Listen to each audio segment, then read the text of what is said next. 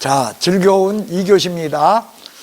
먼저 여러분들 제가 페이지가 이게요, 이제 진짜 여러분들 교재가 나왔을 땐 요 페이지가 아니에요.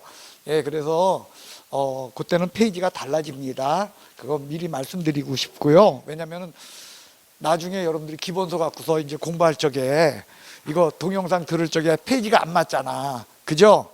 예, 그러니까 그런 문제를 여러분들이 감안해서 미리 말씀드립니다. 자, 4번, 04번 부동산학의 원칙이라고 되어 있죠. 자, 이 부동산학의 원칙은요, 여러분들 거기 보면 일반적 이념, 그래가지고 일반적 이념의 방향, 그 다음에 지도 이념, 그 다음에 일반 원칙, 이런 것들을 우리가 세분화해서 적어 놓고 있어요. 그런데 실제로는 이 세 가지가 같이 뭉뚱그려서 시험에서 다뤄져. 그러니까 여러분들은 거기에 일반적 이념, 그 다음에 지도 이념, 그리고서 거기 일반 원칙, 이걸 굳이 구별하려고 들지 마시고 시험 속에서는 얘네가 어떻다? 서로 섞여서 나온다. 이렇게 생각하고 여기를 공부해 주시길 바라겠어요. 자, 일단 부동산학의 이념을 보세요. 보시면 자, 일반적 이념의 방향에서 효율성의 원칙, 형평성의 원칙, 합법성의 원칙, 요 세 가지가 적혀 있어요. 효율성의 원칙, 이것은요, 여러분들 그건 뭐냐면 최소 비용으로 최대 효과, 그게 여러분들 우리가 말하는 경제의 원칙이면서 이게 바로 효율성의 원칙인 거예요. 그래서 기본적으로 부동산에 대해서 여러분들이 활동을 할 적에 이럴 때는 효율성의 원칙, 이것을 갖다가 가장 중점 활동으로 놓고 본다는 거예요. 그래서 효율성의 원칙.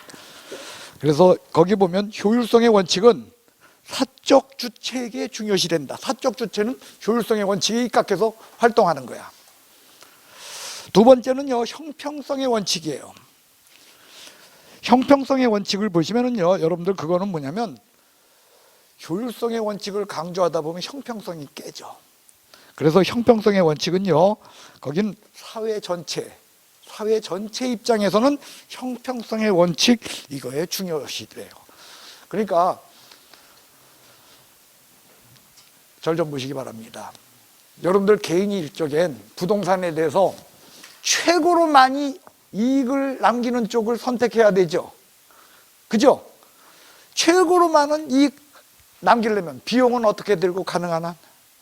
적게 들어야 되고, 수익은 가능한 한 어떻게 돼야 돼? 많아야 돼. 그게 효율적이야. 그러니까 개인들은 그렇게 활동을 해야 돼. 여기에 대해서 국가 전체로 볼 적엔 효율성의 원칙 이것만 강조하게 된다, 아니면 없는 사람들 좀 도와주자라는 생각도 같이 하게 된다. 없는 사람들 같이 도와주자. 사회 전체로 볼 적엔 있는 사람만 자꾸 갖고 가게 되고 없는 사람은 점점 없어지고, 이거 안 된다는 거야. 그게 바로 뭐냐면 형평성의 원칙이에요. 그래서 사회 전체는 형평성의 원칙, 그러니까 정책론은 형평성의 원칙이 지배하고 있어요. 됐습니까? 그러면 효율성과 형평성은 서로 굉장히 친한 거다, 아니면 서로 싸우고 다툼이 생길 수밖에 없다. 그렇죠. 상호 갈등 관계에 놓인다는 거야. 그러니까 그 갈등을 막기 위한 방법이 뭐냐? 합법성이야. 법으로서 규제를 하면 돼. 법으로서. 그래서 세 번째, 거기에 보면 여러분들 일반 이념, 세 번째가 합법성이야. 됐습니까? 두 개가 무슨 관계에 놓이기 때문에? 갈등 관계에 놓이기 때문에. 그죠? 그래서 마지막에 뭐라 했어? 사익과 공익의 조화, 이렇게 적어 놓고 있는 거예요. 갈등 관계에 놓이기 때문에. 그 다음 부동산학의 지도 이념이라고 돼 있죠. 자, 1번 공사익 조화 해서 거기에는 법률적 측면이야. 그 다음에 효율적 관리, 그건 경제적 측면이야. 그 다음에 공간, 이거 나왔잖아. 공간, 이거 나오면 뭐라 그랬어 아까? 기술적 측면. 그죠? 그래서 이런 것들은 여러분들 우리가 법률적 측면, 그 다음에 경제적 측면, 기술적 측면으로 기억하시는 겁니다. 법률적 측면 뭐다? 공익과 사익의 조화, 그게 바로 합법성의 원칙하고 연결되는 거예요. 그 다음 경제적 측면, 효율적 관리라고 돼 있잖아. 그게 바로 뭐냐? 효율적 측면하고 연결되는 거예요. 그 다음 공감 및 그 다음에 환경가치의 증대, 이게 기술적 측면이다. 이렇게 세 가지를 나눠서 보시면 되겠습니다. 그 다음, 자, 부동산학의 일반 원칙이라고 있죠. 거기 보면 능률성의 원칙이 있죠. 이게 바로 뭐냐면 지도 이념의 효율성의 원칙에서 파생되는 거예요. 능률성의 원칙은 효율성의 원칙에서 파생되어서요. 여러분들 거기 능률성의 원칙은요, 줄쳐 놓으시기 바랍니다. 소유 활동에 있어서는 최유효 이용, 거래 활동에 있어서는 거래 질서 확립, 두 개를 줄쳐 놓으시기 바랍니다. 자, 시험에 이렇게 나옵니다. 거래 활동에 있어서 거래 질서 확립은 안정성의 원칙에 입각한 것이다. OX X. 안정성의 원칙이요, 효율성의 원칙이요? 능률성의 원칙입니다. 이게요, 여러분들 우리가 시험 문제를 놓고서 아, 좋은 게 좋은 거고 나쁜 건 틀린 거고 뭐 이런 식으로다가 막연하게 판단할 적엔 이 부분이 틀리기 쉬운 문제예요. 고개 드십시오. 거래 질서 확립. 거래 질서가 확립돼야지 그만큼 부동산 거래하는데 안정적일 거 아니야. 그래서 안정성의 원칙이다 하면 맞는 것처럼 느껴져. 근데 맞는 거다, 틀리는 거다. 자, 봅시다. 여러분들 인간이 부동산 활동을 할 적에는 두 가지예요.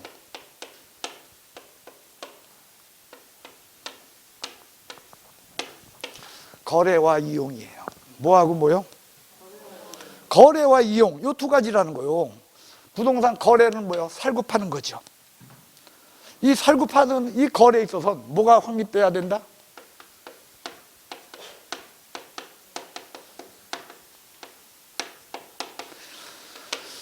그 다음에 부동산을 내가 팔고 사는 것이 중요해? 아니면 부동산을 갖고 내가 이용하는 것도 중요해? 그렇습니다. 이용이라고 하는 측면에서는 가능한 한 어떻게 이용을 해야 돼? 뭐가 되게? 돈 되게 이용을 해야 돼. 그걸 우리는 이름하여 뭐라고 한다?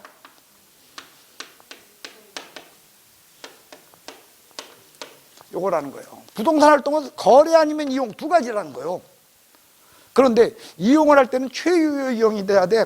그리고 거래할 때는 거래 질서가 제대로 확립돼야지만이 뭐가 된다? 능률적이다라는 거예요. 그래서 능률성의 원칙 그렇게 적혀 있습니다. 그런데 시험에는 어떻게 나온다고요? 거래 활동에 있어서 거래 질서 확립은 안정성의 원칙에 입각한다. 아니야, X야. 요거 세상 없어도 기억하시길 바라겠습니다. 그래서요, 여러분들 거기 능률성의 원칙에 파생 원칙들이 적혀 있죠. 예, 그것들은요, 여러분들 우리가 그냥 읽어보시면 되겠습니다. 그래서 이전의 원칙, 뭐 원리, 보충의 원리, 분담의 원리 이런 것들은 다 뭐냐면 우리가 있잖아요. 이런 게 돼야지 효율적이라는 거예요.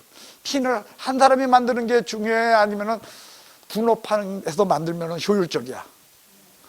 그런 거야, 그런 거. 그리고 내가 만드는 게 좋아? 아니면 기계 이용하는 게 좋아? 그런 거라는 거야, 그게요. 그게 여러분들 거기야. 그 다음에 여러분들 볼트나 너트 같은 게 다 달라야 돼? 아니면 다 똑같아야 돼? 표준화 시켜야지, 그죠? 가능한 한 표준화. 그래야지 언제라도 부품 망가졌을 때 고칠 수 있잖아. 여러분들 우리나라에서 그럼 자동차, 전기 자동차 할 때 테슬러 거 아무 데나 꽂아도 돼? 아니면은 테슬러 꽂는 거 따로 있어? 따로 있잖아요, 그죠? 이런 게 서로 표준화가 안 됐기 때문에 불편한 거라고요. 그만큼 표준화될수록. 그러면 왜 그거 따로 했냐? 현대에서 그렇게 했겠지, 그죠? 따로. 왜냐면 자기 거 많이 팔아먹으려고. 예. 어쨌든요, 여러분들 그런 겁니다. 그래서요, 여러분들 거기에 보시면은요, 이런 것들이 능률성의 원칙에서 파생되는 원칙으로 한마디로 뭐냐, 자동화, 기계화, 뭐 이런 측면으로다가 공급 측면에서는 이거예요. 자동화, 기계화 이런 것들, 그죠? 예, 이런 것들이 바로 뭐냐면 능률성의 원칙과 관계가 있다라는 거예요. 그래서 거기 보면 과학화, 체계화, 기술화 뭐 이런 거요. 우리는 어렸을 적에 맨날 이것만 공부했는데 이게 최고인 줄 알고. 근데 오늘날에는 이것만 본다 아니면 이거 외의 것들 더 많이 보고 있다. 예, 왜? 이렇게 해가지고 암만 만들어놓으면 뭐래? 소비자가 외면하면 소용이 없는 걸. 그래 놓으니까 이제는 인간이란 측면, 그죠? 행태과학적인 측면을 굉장히 강조해요. 네, 그 다음에 뭐냐면 안정성의 원칙이요. 그래서 안정성의 원칙은 법률적, 경제적, 기술적 측면에서 안정한 것을 의미한다라는 것이 내용으로서, 안정성의 원칙을 강조하다 보면 능률성이 어떻게 될까요? 떨어져. 그죠? 항상 얘는 두 개는 상호 무슨 관계? 예, 대립관계에 놓이게 돼요. 그 다음에 경제성의 원칙이야. 경제성의 원칙은요, 결국 뭐냐면 아까 얘기한 거, 비용은 최소, 그 다음에 수익은 최대. 예, 그래서 거기 최소의 희생으로 최대의 효과, 그게 경제성의 원칙이에요. 그래서 효율성, 즉 능률성의 원칙에 파생되는 내용이다. 그 다음에 공정성의 원칙, 공정해야 돼. 아까 형평성의 원칙으로부터 나오는 그런 내용이 되겠습니다. 그래서요, 여러분들 거기 3번 경제성의 원칙, 거기에다가 땅땅 당구장 표시하세요. 이렇게 표시하셔요. 경제성의 원칙. 그리고 거기다가 이렇게 해요. 감평.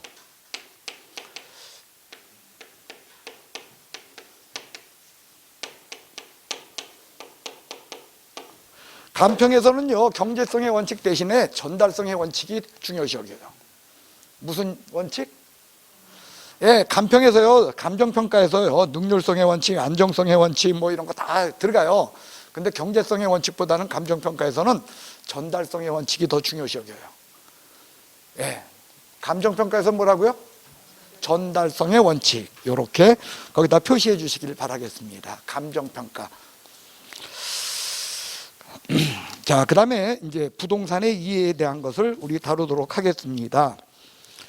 자, 제일 먼저 부동산의 이해는요, 여러분들 우리가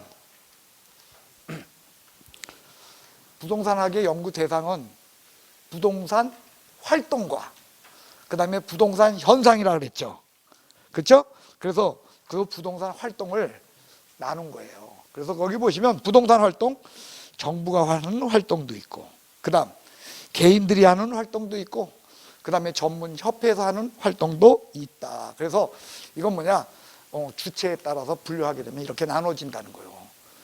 실질적으로 그 중에서 가장 많은 활동은 어떤 활동일까요? 2번, 그죠? 사적 주체에 의한 활동, 이것이 가장 많은 활동이 되겠죠. 그 다음 정부 분야의 활동을 보시면 1번 규제 활동이라고 되어 있죠. 규제 활동은요, 크게 두 가지예요. 크게 규제 활동은요,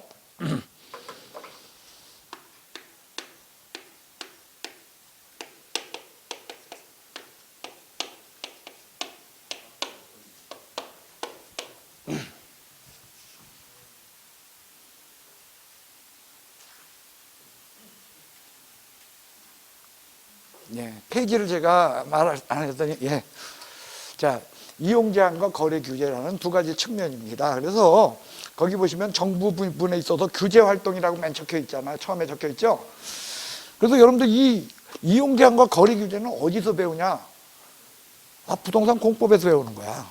부동산 공법은 전부 이용 제한 아니에요. 여러분들 공법 시간에 뭐 배우냐면 지금 국계법 배우죠.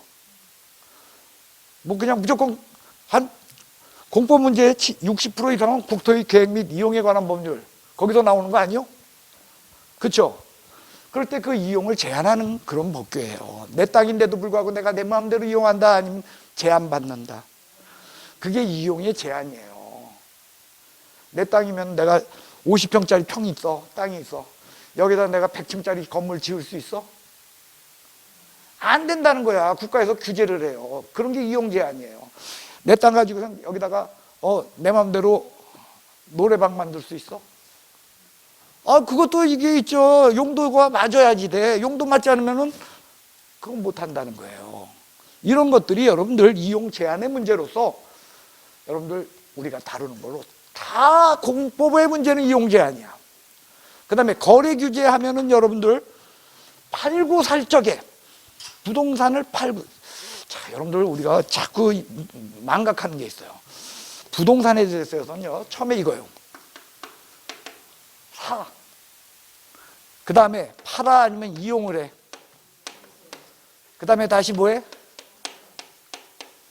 사고 이용하다 파는 거예요. 이게 부동산에 대한 활동이에요. 이때 사고 파는 이 과정 속에서는 거래 규제라는 측면이 작용하고 있다는 거야, 국가가. 그 다음에 이용이라는 이 측면에서 이용 제한이라는 측면이 작용하고 있다는 거예요.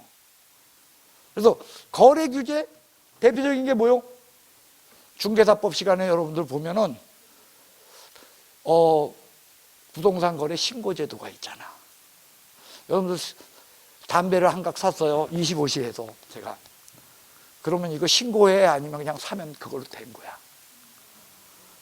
근데 부동산은 내가 사면은 그거 된 거야? 아니면 부동산 거래 신고해야 돼? 30일 이내 신고해야 돼요. 안 하면 500만 원이야, 과태료야. 반드시 신고해야 돼요. 그죠? 대한민국에 있는 모든 부동산에 대해서 여러분들 거래 규제로서 이제 대표적인 게 부동산 거래 신고야.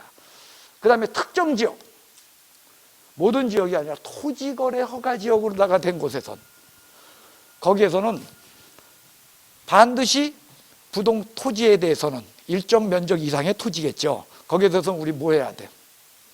매수인하고 매도인이 거래를 하기 전에, 계약서가 있기 전에 먼저 뭐부터 해야 돼?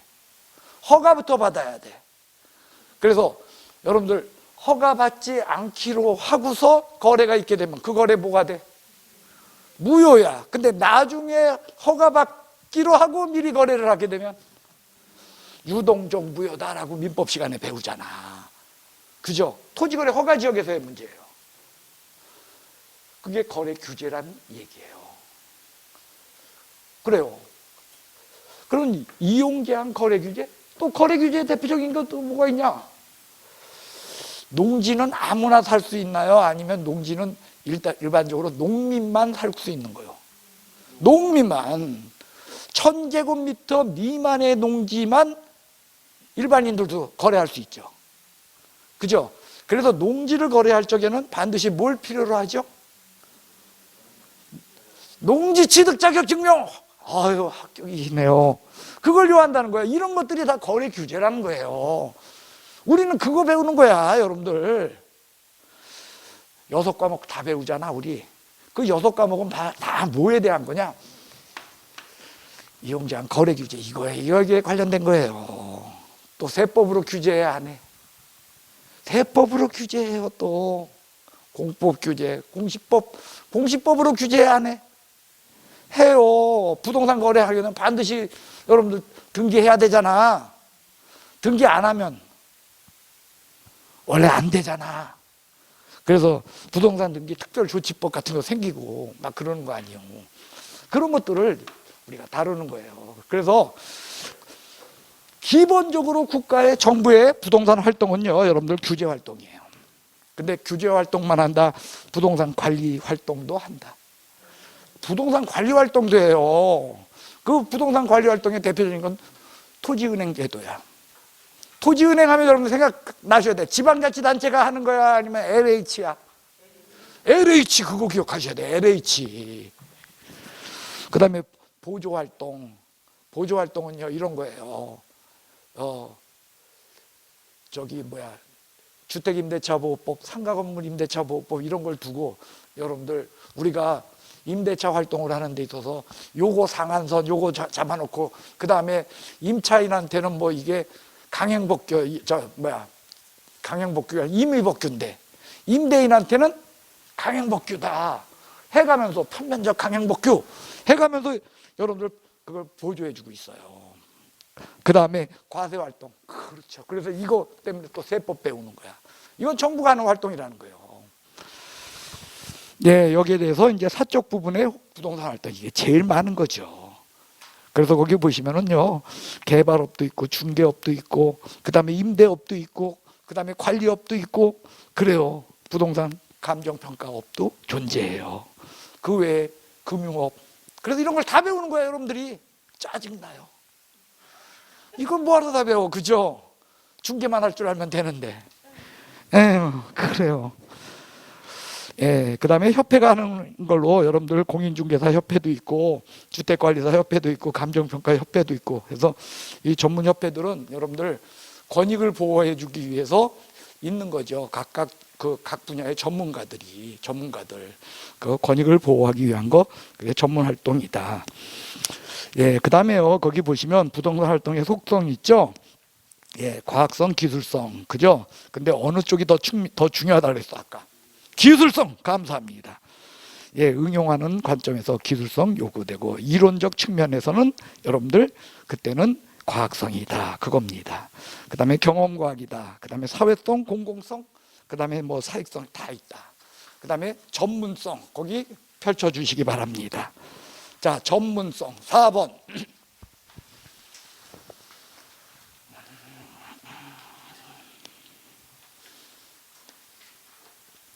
4번은 그 박스 안에 있는 전문성의 분류 1차 수준 활동이 있죠. 거기에 보면은 여러분들 비전문가가 행하는, 그래서 일반인 수준 추천하세요. 일반인 수준, 그게 1차 수준입니다. 일반인. 그 다음에 2차 수준이 있죠. 그건 뭐냐면 부동산 업무 활동 종사자들의 수준입니다. 그 다음에 3차 수준이 있죠. 3차 수준은 특정 관련 분야의 전문가의 활동입니다. 특정 관련 분야의 전문가의 활동. 그게 3차 수준이에요. 자, 저 좀 보십시오.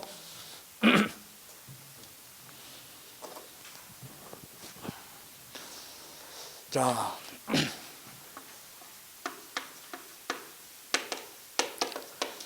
A라는 개업공인중개사가 있습니다. 여기에요. 매도인이 왔어요. 매도인이 와서 내 집을 5억에 팔아주시오라고 가격을 제시해요. 얼마? 누가 제시한 거예요? 매도인이라고 하는 일반인이 제시하는 가격이 있죠. 그죠? 요게 뭐다? 1차 수준의 전문성이에요. 그러니까 이거는 전문가가 제시한 가격이야, 아니면 일반인이 제시한 가격이요? 일반인이 제시했다는 거예요. 그럴 적에 요 개업공인중개사가 그럽니다. 글쎄 요새는 그게 2달 전만 해도 한 5억이면 적정 가격인데 요새는 5억은 참 힘들 거예요. 이거 4억 5천 정도가 요새 아마 시세 가격일 겁니다 라고 4억 5천이라고 하는 새로운 가격을 개업공인중개사가 이야기해요. 저건 무슨 가격? 예? 저게 2차 수준이야. 이 사람은, 개업공인중개사는 부동산 가격에 대한 전문가요? 아니면 부동산 전반에 걸친 전문가요? 부동산 전반에 걸친 전문가였어요. 이 사람이 제시하는 가격, 그게 2차 수준이에요. 그런데 이 부동산을 감정평가했더니 얼마나 하냐? 4억 7,653만 3,690원 나왔어. 요렇게 나왔어. 요거는 누가 만든 가격이야? 가격 전문가가 만든 가격이야. 특정 분야의 전문가가 만든 가격. 얘는 무슨 수준? 3차 수준이라는 거예요. 자, 일반인이 제시하는 거, 이건 뭐였어? 1차 수준의 활동이야. 자, 부동산 전반에 걸친 전문가가 이야기하는 거, 그 다음에 특정 분야, 가격이라는 특정 분야의 전문가가 이야기하는 거, 그거요. 틀릴 거야, 맞출 거요? 예, 이거 세상 없어도 맞춰 주시길 바라겠습니다. 그 다음에요, 여러분들 5번 보면 윤리성이 있죠. 뭐가 있어요? 윤리성. 얘도 시험에 가끔 나올 적에 여러분들 갖다가 멍하게 만들어요. 그 멍하게 만드는 건요, 여러분들 거기에 보면 4번 공중윤리는요, 여러분들 우리가 따로 봐야 돼. 공중윤리는 누구나 지켜야 돼. 공중윤리는 누구나 지켜야 돼. 내 집 앞에 쓰레기 남의 집 앞에다 슬쩍 밀어놔도 돼? 그건 안 된다는 거예요. 그러니까 공중윤리는 당연하게 지켜야 되는 거고, 문제는요, 여러분들 거기에 보시면은 고용윤리하고 조직윤리, 요 두 가지가 헷갈린다는 거예요. 여기서 보면 그게 구별이 돼요. 근데 시험에서 보면 고용윤리하고 조직윤리가 이게 헷갈려. 자, 칠판을 보시기 바랍니다.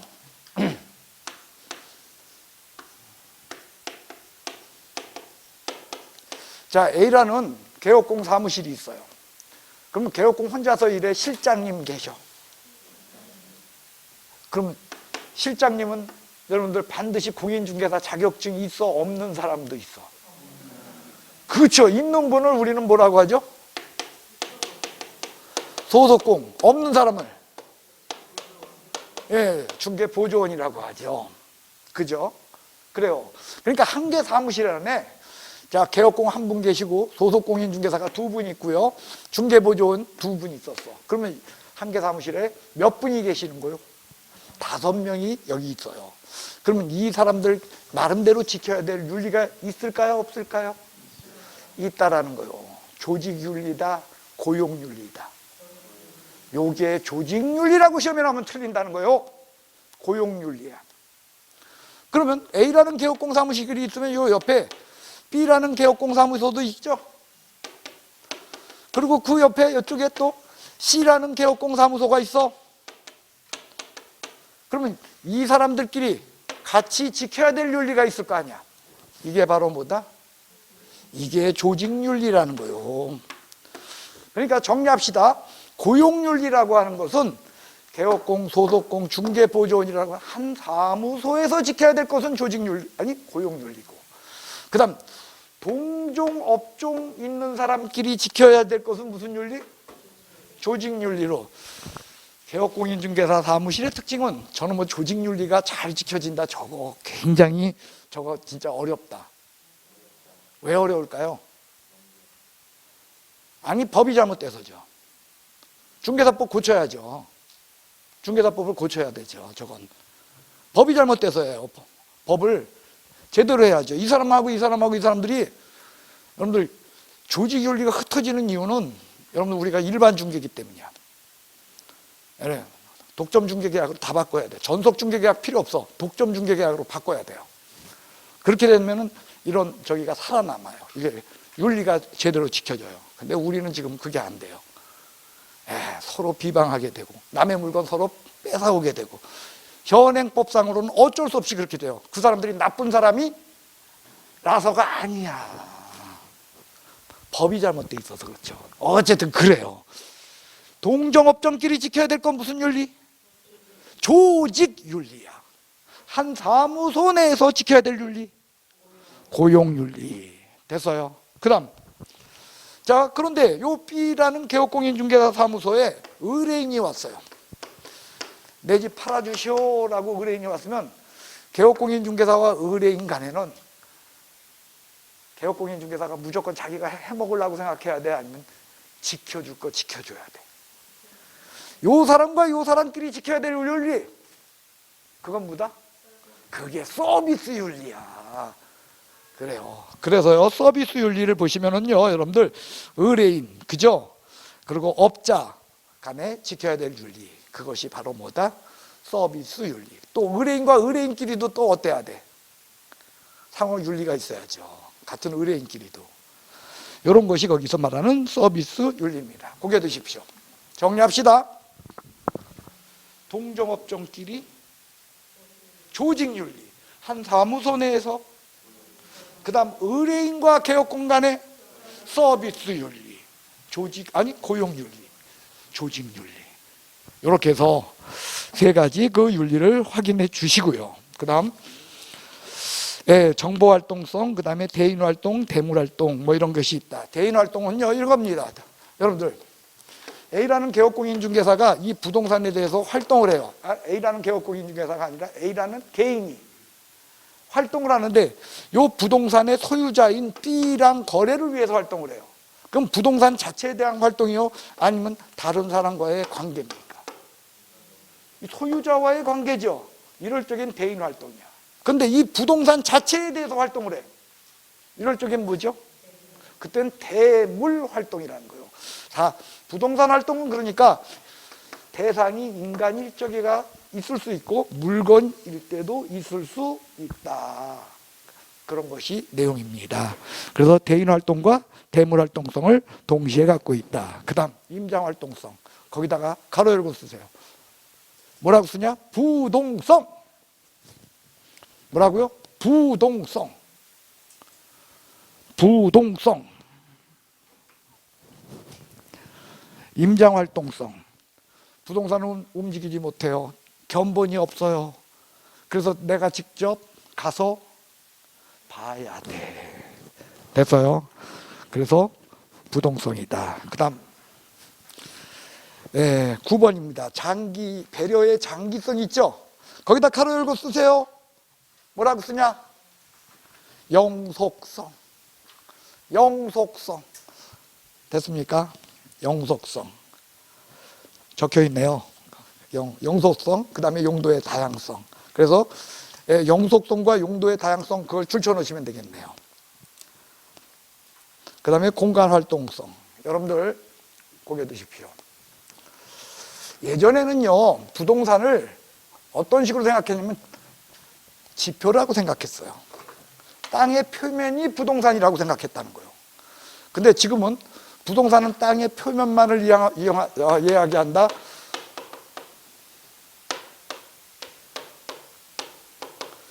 공중과 지하를 포함한 개념이다. 예. 그래서 요 세 가지를 동시에 가지고 있는 개념으로서 지금은 부동산을 본다는 거예요. 그게 공간 활동성입니다. 그 다음 복합 개념성. 부동산은요, 복합 개념이야. 어떤 부동산이든지 복합 개념하면 머릿속에 뭐가 스치고 지나가죠? 기술성, 그 다음 경제성, 그 다음 법률성. 여기에 스치고 지나가야 돼요. 그 다음에 한국표준산업분류표상 부동산업에 대한 내용이 적혀 있습니다. 자, 여기다가는 당구장 표시를 하나 해주시기 바랍니다. 아니면 별표. 별표를 하나 해주세요. 왜냐면요, 얘가요, 시험에, 어느 해인가는 시험에 3년 연속 나온 적도 있어요. 그리고 지금까지 최근에 10년 동안에 시험에 요 표 하나 갖고 시험에서 울고 먹은 게 제가 알기로 한 6, 7번 될 거예요. 그러니까 나름대로 중요한 의미를 지니고 있어요. 기억해 주시기 바랍니다. 그러면요, 이 표 여러분들 다 외워야 돼? 외우지 않아도 돼? 외워야 돼. 예, 머리 좋죠, 여러분들? 그러니까 다 외워야 돼? 근데 머리 나쁜 사람들은 그럼 틀려? 아유, 그것도 문제야, 그죠? 근데 여러분들한테 제가 고백하는데 세상에 저보다 머리 나쁜 사람 전 못 봤어요. 근데 나 이거 맞출 수 있어. 그럼 내가 맞추는 건 어떤 거냐? 머리가 나쁘기 때문에 나는 그러니까 내 나름대로 방법으로다가 해요, 항상. 자, 여러분들 이겁니다. 부동산은요, 본질적인 업무가 존재하고요. 그 다음에 그 본질적인 업무를 도와주는 업무가 존재한다는 거예요. 그 본질적인 업무가 거기에 보면 중분류를 보세요. 부동산을 공급하는 업무하고 부동산을 임대하는 업무로 나누어진다는 거예요. 부동산을 공급한다? 부동산을 개발 공급하는 거야. 지어서 파는 거야. 돼서요? 거기에 대해서 임대업은 뭐냐? 그걸 산 사람이 그냥 부동산 놔도 아니면 그걸로다가 거기에서 이용을 해. 부동산의 이용의 대표적인 게 뭐요? 임대사업이야. 여러분의 로망이 뭐요? 건물주. 그죠? 건물주, 아니 빌딩주. 그죠? 건물주보다 한 단계 업그레이드 돼가지고 빌딩주. 그거 아니요? 여러분 아마 내 나이 되면은 다 빌딩주일 거예요. 저는 집을 높지만 여러분은 아닐 겁니다. 그래요. 그럼 빌딩 갖고서 뭐해? 내가 그거 다 써? 임대사업 발견하는 거라는 거예요. 그래서 부동산의 본질적인 업무는 부동산을 짓고 개발해서 그거 팔아. 공급업이야. 그 다음 두 번째, 산 사람은 그거 갖고 뭐해? 이용해. 이용은 뭘로 나타나? 임대로 나타나. 그래서 본질적인 업무는 그거라는 거예요. 그래서 여러분들 그 중분류에 보면은요, 어떻게 되냐면 임대업, 그 다음에 공급업이 적혀 있죠. 그런데 그걸 다시 소분류하니까 어떻게 되냐면 부동산 임대업과 부동산 개발 공급업으로 나뉘어지잖아. 그죠? 개발 공급업 우리 뭐라고 생각하면 돼? 건물 지어가지고 파는 거, 그게 개발 공급업이야. 뭐라고요? 건물 지어서 파는 거. 그럼요, 여러분들 개발은 뭐야? 그러니까 건물 짓는 거야. 개발은 뭐라고요? 건물 짓는 거. 근데 저 좀 보십시오. 개발은 건물만 짓는 게 개발일까요? 아니면 땅도 골아야 돼. 땅도 만져야 돼. 형질 변경해야 되고 뭐 해야 되고 땅도 해야 돼요. 예. 그래서 그걸 갖고 우리는 조성이라 그래요. 그러니까 개발은 뭐냐? 조성과 건축으로 이루어져. 조성은 뭘 갖고 하는 거요? 땅을 고르는 건 조성이야. 거기다가 집 짓는 건 뭐? 건축. 그러니까 개발은 조성 플러스 건축이야. 그렇게 해가지고서 건축해가지고 내가 갖고 있어 아니면 남한테 팔아. 그게 공급업이라는 거요. 그게 됐어요? 그럼 산 사람이 그거 갖고 뭐 해? 이용을 해. 그게 임대업이라는 거요. 그러니까 본질적인 업무는 그거 두 가지예요. 됐습니까? 그런데 이게 아까 본 것처럼 거래 질서 확립이라는 측면을 위해서, 그죠? 이걸 도와주는 업무가 있다는 거야. 근데 이거 도와주는 업무는 아무나 해도 돼? 아니면 반드시 전문가가 해야 돼? 그래서 국가가 그 도와주는 업무를 서비스업으로 분류하고 이 서비스업에는 반드시 자격증 있는 사람이 들어가도록 되어 있어. 근데 그 자격증은 사설 자격증 아니면은 공인 자격증. 공인 자격증이라는 게 뭐요? 국가가 인정해 준 자격증이야. 그래서 여러분들 공인 자격증은, 부동산에 대한 공인 자격증은 세 가지가 있어. 일단 주택관리사 자격증이 있어 없어? 공인중개사 자격증이 있어 없어? 그 다음 감정평가사 자격증. 요 세 가지가 여러분들 거기 부동산 서비스업 쪽이에요. 됐습니까? 그래서요, 여러분들 소비율을 보세요. 제일 먼저 뭐가 적혀 있어요? 아니, 소비율에 서비스업 제일 먼저 뭐 적혀 있어? 관리업이 적혀 있어요. 그 다음에 중개 및 자문, 그리고 감정평가업. 그래서 중개 및 자문업 요거 하려면 뭐 갖고 있어? 공인중개사 자격증. 그 다음 감정평가업 하려면 감정평가사 자격증, 공인자격증을 요한다는 거예요. 그러니까 공인자격증은 몇 개야? 관리업 하려면 주택관리사 자격증, 중개자문업 하려면, 자문이 우리말로 하면 뭐요? 컨설팅. 그래서 중개자문 하려면 여러분들 공인중개사 자격증, 그 다음 감정평가 하려면 뭐? 감정평가사 자격증. 이렇게 자격증 3개를 요한다는 거예요. 그 다음 세 분류로 가보세요. 자, 임대업은요, 여러분들 일단 주거용 건물 임대도 하고 비주거용 건물 임대도 하고, 근데 주택하고 상가만 임대 아니면은 토지도 임대할 수 있어. 그래서 기타가 있어. 기타 임대업도 있다는 거예요. 그 다음 개발 공급업도 보세요. 주거용, 그죠? 아파트 지어서 팔 수도 있어. 그 다음에 비주, 상가를 지어서 팔 수도 있어. 그런데 여러분들 그것만 해 아니면 토지도 개발할 수 있어.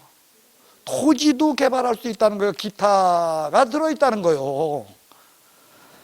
근데 부동산 관리업을 봅시다. 이제 서비스업의 관리업을 보세요. 거기 보면 주거, 비주거, 기타야. 기타는 없어. 기타가 없다는 게 시험 문제예요. 시험 문제가 나오면 기타 관리업이라고 나와. 기타 관리업 틀려요. 기타는 없어. 관리업엔 기타가 없다는 거예요. 왜? 다시요. 주택관리사 자격증 따면 그거 가진 사람들이 뭐 관리해? 아파트 관리할 수 있죠. 아파트 관리하는 건 우린 뭐야? 아파트 관리, 그게 바로 뭐냐면 주거용 건물 관리야. 근데 그것만 해? 상가 관리도 해. 그거는 바로 뭐야 그게? 거기에 말하는 비주거용 건물 관리야 그건. 근데 주택관리사 자격증 따면 토지 관리도 해? 공장 관리도 해? 아니란 말이야. 관리하는 건 2개야. 주거용하고 비주거용. 됐습니까? 그래서 여러분들 주택관리사 자격증은 기타 없는데 시험에는 기타 관리업이라고, 꼭 기타 부동산 관리업이라고 시험에 나와. 왜? 위에 보면 부동산 임대업이나 부동산 개발 공급업 보면 기타 다 있어. 근데 여긴 기타가 없잖아. 없는데 나온다는 거예요. 됐습니까? 그 다음, 자, 세 분류의 부동산 중개 자문, 그 다음에 감정평가업이 과거에는요, 여러분들 거기에 1번 하고요. 첫 번째 적혀 있는 거 있죠? 그거하고 두 번째 적혀 있는 게 과거에는 하나로 뭉쳐져 있어서 이렇게 돼 있었어요. 부동산 중개 자문업. 아니, 거꾸로 되지. 부동산 자문 중개업. 이렇게 적혀 있었어. 근데 몇 년 전에 이게 바뀌었어. 부동산 중개 대리업하고 부동산 투자 자문업으로 나뉘어졌다는 거예요. 그러면 거기 대리는 왜 들어갔냐? 없던 게 들어갔어. 그거 왜 들어갔냐면 변호사들이 우겨서. 변호사들이 우리 먹고 살 거 없다. 우리도 부동산 중개하게 해달라 하니까 부동산 중개 변호사들이 하면 돼, 안 돼? 그 변호사들이 어떻게 해? 공인중개사 자격증 따가지고 해야지. 그래서요, 어느 학원에서인가는요, 변호사가 와가지고 공부하시더라고. 예, 뭐도 하려고. 예, 여러분들 변호사 그 시험만 붙으면 레벨이 같아. 그 대단한 거예요, 이거. 여러분들 내 나이 되면 어떻게 되겠어? 빌딩주야. 그냥 굴리는 돈이 100억 이상이야. 아, 그때 나 모르는 척 할 거죠? 그거요. 그래서요, 변호사들이 자기는 중개 못하니까 대신에 법률 대리를 하는 것이 변호사다 보니까 변호사들도 이쪽에 저도 중개는 못해도 대리업은 할 수 있게 해달라 해서 대리로 들어온 거예요. 됐어요? 그래서 중개 및 대리업 이렇게 분리되고 그 대신에 투자자문업을 다시 따로 놓게 됐어요. 그리고 감정평가사들은 감정평가업이다. 고개 드십시오. 정리합시다. 시험 문제는 어떻게 나오냐면 이렇게 나온다는 거예요. 부동산업의 본질적인 업무하고 부동산업에 대한 서비스업이 있다. 그래서 다음 중 부동산 서비스업에 해당하지 않는 것은 이라고 시험에 나와. 그럼 서비스업에는 여러분들 뭐가 떠올라야 돼? 본질적인 업무야? 아니면은 이건 자격증 가진 업무야? 자격증 가진 그거 생각하는 거야. 자격증 많이 필요해. 3개밖에 없어. 그거 생각하면 된다는 거예요. 관리, 그 다음 중개, 감평. 이거 3개야. 다만 여기서 어떻게 나눠져 이게?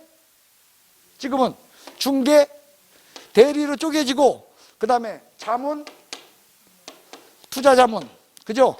이렇게 쪼개졌다. 그 다시만 기억하시면 돼. 그리고 여기는 관리는 자 주거용, 비주거용. 그 다음에 요건 2개로 쪼개지잖아. 개발 공급업, 임대사업. 그래서 얘는 주거, 비주거, 기타. 여기도 주거, 비주거, 기타. 근데 요건 기타 있다 없다? 이게 다야. 이쪽에 1번 첫 번째 칸엔 뭐고, 두 번째 칸엔 뭐고, 세 번째 칸엔 뭐고, 네 번째 칸엔 뭐고. 그거 외워야 돼. 이렇게 대충 알면 돼. 대충 알면 시험 맞춰요. 저렇게 해서 여러분들 맞춰주시기 바랍니다. 첫 번째 시험 문제는 그거예요.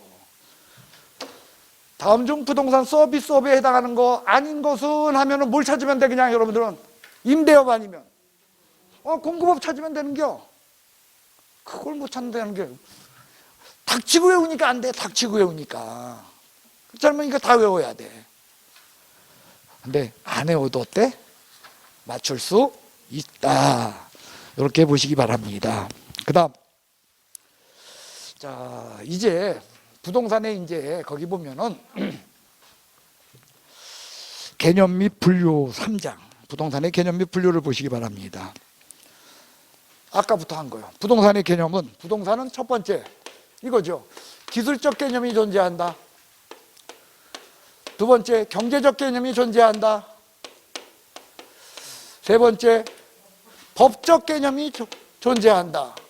이것이 부동산의 개념으로서, 얘는 유형적, 무형적. 이거 2개, 2번, 3번은 무형적 개념이다. 해서 기술적 개념, 경제적 개념, 법적 개념, 이 세 가지를 여러분들이 차례대로 알면 돼. 기술적 개념, 부동산은 자연이다, 부동산은 환경이다, 부동산은 공간이다, 부동산은 위치다. 이런 측면으로 우리가 논하는 것은 부동산을 기술적으로 봤다는 거예요. 물리적으로 봤다는 거예요. 예, 물리적, 기술적 같은 말이에요. 그 다음에 경제적, 부동산은 자산이다, 부동산은 자본일 수도 있다, 부동산은 생산 요소일 수도 있다, 부동산은 그 자체가 상품일 수도 있다. 상품하면 여러분들 우리가 물건 거래 팔고 사는 게 상품 아니야, 그죠? 상품일 수도 있어요. 그 다음에 부동산은 소비재일 수도 있다. 이런 게 경제적 개념인 거예요. 여기서 법적 개념은 민법에 적혀 있어. 부동산은 토지와 그 정착물이다. 여기까지가 부동산의 기본 개념이에요. 그래서 이걸 갖다가 우리는 법적으로 이야기할 때 이거를 무슨 부동산? 협의의 부동산이다 라고 이야기해요. 여기에다가 준부동산을 더해요. 그러면 이것까지 합쳐서 우리는 이걸 광의의 부동산이다. 고개 드십시오. 여러분들, 준부동산은 광의의 부동산이다. OX. 예? 준부동산이 광의의 부동산인 것은, 예? 준부동산 자체가 광의의 부동산 아닌 것은 아니야. 토지 정착물이라는 협의의 부동산에다가 준부동산을 더해야 비로소 뭐야? 광의의 부동산입니다. 예, 이런 것이 법률적 개념이다 라는 그런 내용이 되겠습니다. 시험 문제는 어떻게 나오면 이렇게 나와요. 칠판을 보십시오. 자연, 환경, 자산, 공간, 이런 것들은 기술적 개념이다. OX, X. 자산은 경제적 개념이요. 슬쩍 하나를 기술적에다 집어넣는다는 거예요. 저거 외워야 맞춰. 외우지 않아도 여러분들 다 알아. 외우지 않아도 다 알죠. 예. 그래서요, 여러분들, 거기 보시면 10페이지 그 기술적 개념 보시면 1번 자연이다, 2번 위치다, 3번 공간이다, 예. 그리고 4번 환경이다. 이런 게 적혀 있어요. 그래서 자연이라는 건 한마디로 내 마음대로 만드는 거야, 만들 수 없는 거야. 예, 그래서 이 기술적, 물리적 개념에 여러분들 자연이라고 하는 것은 기본적으로 뭐냐면 우리가 토지를 부동산이라고 이야기하고 있지만 부동산 중에서 토지죠. 그죠? 건물은 자연이야, 아니야? 건물은 자연이라고 볼 수는 없으니까. 그 다음에 위치. 여러분들, 우리가 도로명 주소든 아니면 주소든 주소만 알면 무조건 찾아가, 못 찾아가?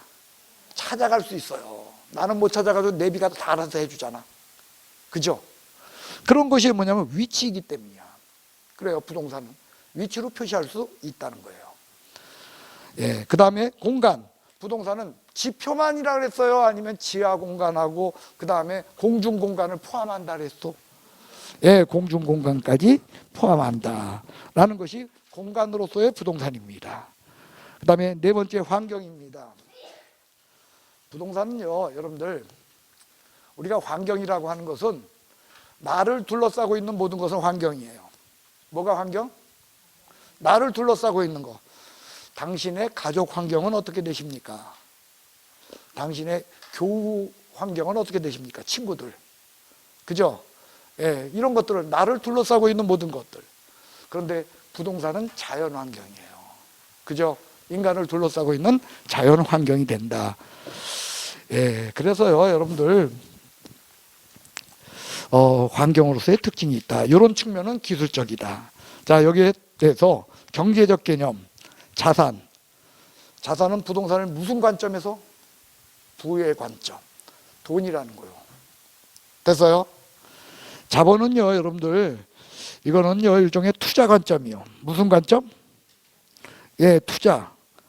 예, 그래서 투자 관점에서 보는 것을 우리는요, 여러분들, 자본이다라고 이야기를 합니다. 예, 그래서 자, 자산과 자본은 여러분들 좀 구별해 주셨으면 합니다.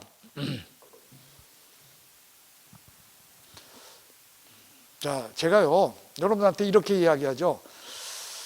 자, A 지금 가지고 계신 자본은 얼마입니까? 아니면 자산이 어떻게 돼요? 라고 묻습니까? 돈을 물을 적에 당신이 가지고 있는 자산은 얼마요? 라고 묻습니까? 자본은 얼마요? 라고 묻습니까?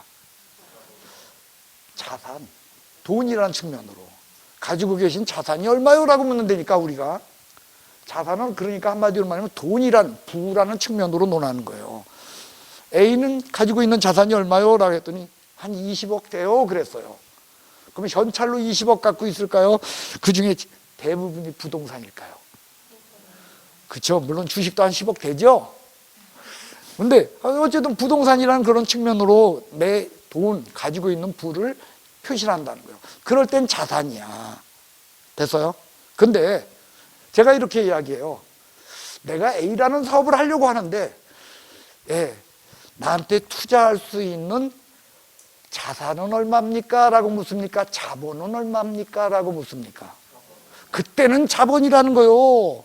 투자라는 측면으로 우리가 논할 적엔 자본, 생산 요소적 측면에 있어서는 자본이에요. 여러분들 여기 보세요. 생산 요소라고 했는데 토지, 노동, 자본, 이게 생산 요소 아닙니까? 토지는요 생산 요소라는 거예요. 그리고 여기서 말하는 자본적 측면이라는 거예요. 됐어요? 자, 그러면요 우리 한번 봅시다. 내가 10억짜리 집을 갖고 있어요. 뭘 갖고 있어? 10억짜리 집을 갖고 있어요. 내 자산은 얼마요? 예?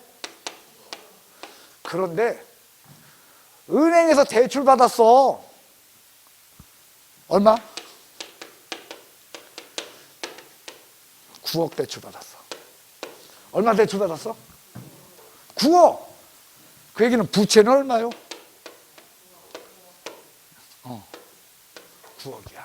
그러면 나의 순수 자본은 얼마요? 내 자본은 얼마 들어간 거야? 천재네? 부동산이라는 측면으로는 전체를 놓고 보면 자산입니다.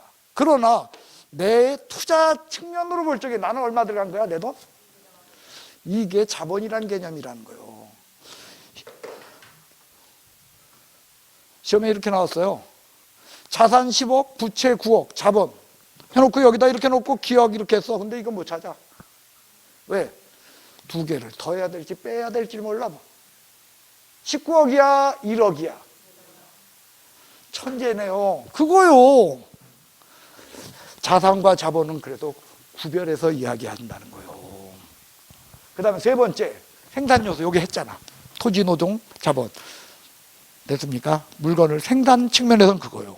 그러나 소비 측면에서, 소비란 측면에서 보면 부동산은 소비재야. 이 소비재가 또 그렇게 어려워? 여러분들 우리가 소비재 하면 먹어서 없어지는 게 소비재인 줄 알아. 없어져야만 소비재야? 아니라는 거예요. 부동산은 영속성이 있어서 없어지지 않아요. 그래도 소비재야. 어떨 때? 여러분들 사는 아파트를 생각해 보세요. 여러분들이 사시는 그 아파트에서 여러분들은 뭔가를 생산해내고 있어? 아니면 나름대로 효용을 얻고 있어? 효용은 만족, 기쁨, 즐거움 이런 걸 얻는다는 거예요. 그래서 그 효용이 화폐로 표시돼서 10억이다. 내 아파트는 가격이 10억이야. 그거는 내 아파트 소비재로서의 효용이 10억이라는 거예요. 효용은 어렵게 생각하지 마. 기쁨과 즐거움이요. 그런 측면으로 볼 적에는 소비재라는 거예요. 안 없어져도 소비재야. 뭘 생산해내는 것이 아니면. 그 다음 부동산 개발업자는요, 타인을 위해서 부동산을 개발하는 사람을 부동산 개발업자라고 그래요. 누구를 위하여? 타인을 위하여. 그러니까 결국은 개발업자는 개발해가지고선 그냥 갖고 있다는 거야. 그거 판다는 거요. 그래서 아까 개발 공급업이라 그랬다는 거. 파는 게 공급이야. 그건 뭐야? 그 물건은 상품이지. 이런 측면으로 보는 건 경제적 측면이라는 거요. 자산이다, 자본이다, 저런 거 외워야 돼? 아니면 당연히 알아야 돼? 당연히 알기를 바랍니다. 저는요, 이걸 갖다가 지원 문제는 두 개를 섞어놔요. 요것도 자자들 갖다가 여기다가 살짝 자자 또 집어넣어. 그런데 틀려. 왜? 닥치고 외워서. 그냥 읽으면 답이 보여야지. 손 들고 일어나 답이 막. 그렇게 돼야 돼요. 됐습니까? 그 법률적 측면으로 토지와 그 정착물이다. 그래서 토지의 정착물은 무엇이고 정착물 아닌 것은 무엇이고, 이건 민법 시간에 배워 안 배워? 배워서 여러분들 무조건, 자, 판례가 인정하는 정착물 뭐가 기억나야 돼? 세 가지는 기억하셔야 돼.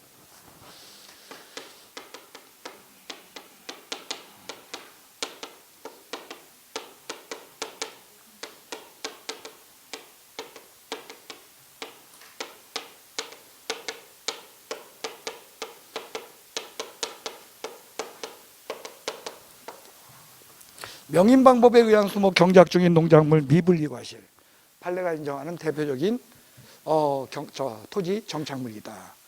예, 저 세 가지 외우시기 바랍니다. 그 다음 여러분들, 어떤 것이 토지 정착물이냐, 어떤 것이 토지의 한 부분이냐의 문제는요, 이렇게 생각하셔야 돼요. 토지랑 같이 움직이는 건 토지 정착물이야, 아니야? 토지의 한 부분이에요. 그런데 토지로부터 소유권이 분리되는 것은 토지 정착물이라는 거예요. 자, 여기 보십시오.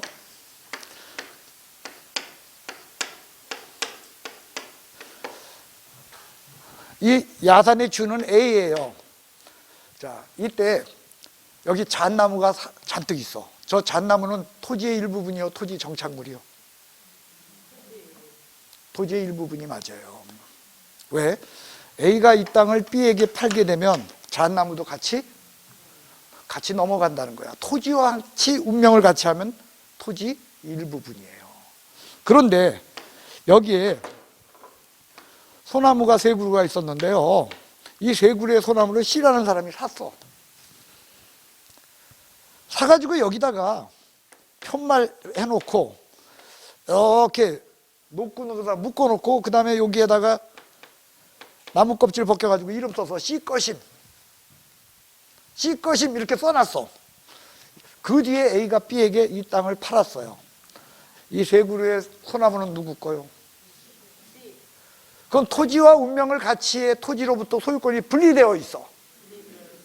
그땐 토지 정착물이라는 거요. 누구 거야? 그게 명인방법에 의한 수목이에요. 명백히 남들이 인정할 수 있는 방법, 그것을 택하는 순간 토지의 일부분에 불과했던 토지 정착물이, 토지 일부분인 나무가 뭘로 바뀐다? 토지 정착물로 바뀐다, 그 뜻이라는 거예요. 이 동네에 D라는 아줌마가 와서 여기다가 감자 심었어요. 감자는 누구 거요? 예? D 거야. 그 얘기는 토지로부터 소유권 분리되어 있다, 분리되지 않았다. 그게 뭐요? 경작 중인 농작물이야. 저건 100년도 가까운 판례야. 동네 할머니들도 안달 있어. 그래서 동네 할머니들 저기 노는 땅 있으면 가서 뭐 심어? 그죠? 고추도 심고 상추도 심고 하잖아. 지 땅이라서, 아니면 남의 땅이라도. 뭘 아는 거야? 경작 중인 농작물은 토지 정착물이다, 그거 아는 거야, 그분들. 됐습니까? 그 뜻인 거예요. 예, 이런 것들이 바로 뭐냐면은 판례가 인정하는 토지 정착물의 이야기라는 거예요. 그렇지 않으면 나머지들은 토지의 일부분에 불과해. 다만 이런 거죠. 여기에 어떤 A가요, 경작을 하려고 땅을 자꾸 팠더니 여기서 누리끼리랑 돌이 나오네. 그래서 감정해 봤더니 금덩어리야. A는 부자 됐다, 부자 되지 않았다. 지하자원은 국유로 한다야. 그 얘기는 토지의 일부분이라는 거예요. 지하자원은 별개의, 한마디로 국가 거라는 거예요. 그러니까 토지의 소유권이 분리되죠. 그러니까 토지 뭐다? 정착물인 거야. 토지로부터 소유권이 분리되면 정착물이라는 거죠. 됐어요? 여기 A 아버님 묘소가 있어요. A가 이 땅을 B에게 팔았습니다. 묘 이전에 관한 이야기 이런 방법 없이 팔았어요. 그러면 이제 이 묘는 B 거다, A 거다. 그 얘기는 소유권이 토지랑 같이 넘어갔어, 안 넘어갔어? 그러니까 묘는 토지 뭐요? 정착물이라는 거예요. 그러면 이거는 언제나 같은 거다, 아니면 시대에 따라 달라질 수도 있다. 그래요. 국가에 따라 시대에 따라 달라질 수도 있는 그런 개념입니다. 그래서 이러한 것들이 여러분들 거기서 보는 토지 정착물에 대한 내용이 되겠습니다. 됐어요? 예, 그 정도로 여러분들 거기 확인해 주시면 되겠고요. 그 판자집 동그라미 3번 보세요. 판자집, 컨테이너 박스, 가시계 식물 뭐 이런 거 있죠? 이런 것들은 동산이다 기억하세요. 동산이야. 판잣집은 부동산이야, 동산이야? 동산이에요. 그 다음에 가시계 식물은 뭐냐? 고추 묘판에 있는 고추, 그거 여기다가 계속 키우는 거야. 이제 옮겨 심을 거야. 그게 가식이야. 그러니까 옮겨 심기 전에 땅에 붙어 있다 할지라도 뭐에 불과하다? 동산에 불과해. 대표적인 게 모내기 판에 있는 모내기 판에 있는 거, 그거 거기서 계속 키우는 거야. 이제 옮겨 심을 거야. 그게 가식의 식물이에요. 동산에 불과해요. 됐어요? 예. 그래서 여러분들 그런 확인해 주시면 되겠고요. 그 다음에 거기 준부동산에 대한 이야기 쭉 적혀 있죠? 그거 외워야 돼. 그건 여러분들 어디서나 배워. 어디서나 배워. 그래서 그건요, 여러분들이 한번 읽어보시길 바라겠습니다. 자, 고생하셨습니다. 잠깐 쉬도록 하겠어요.